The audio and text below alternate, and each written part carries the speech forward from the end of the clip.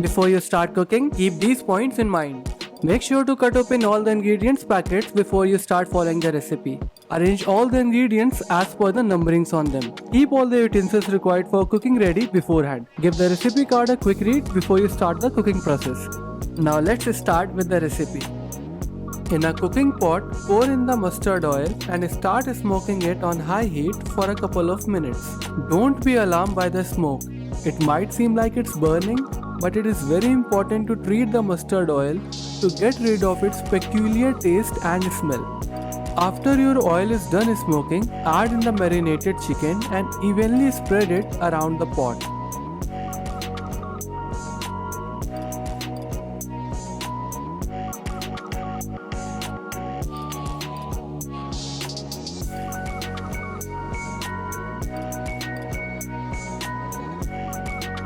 Now cover the pot with a lid and let the chicken cook.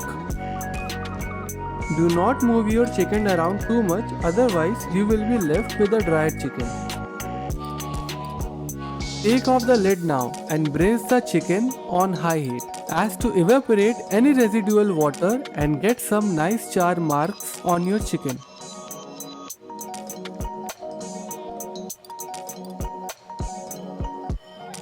It is time you add the YP Masala Gravy, YP Chicken Curry Spice Mix and some water just to bring everything together.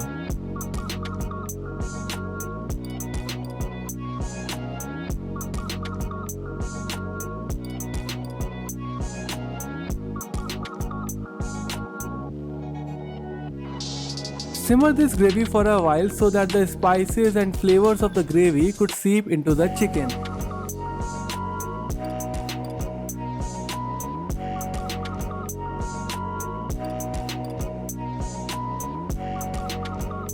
Once your gravy is done simmering, turn off the gas and add fresh cream and YP Indian seasoning and mix in properly.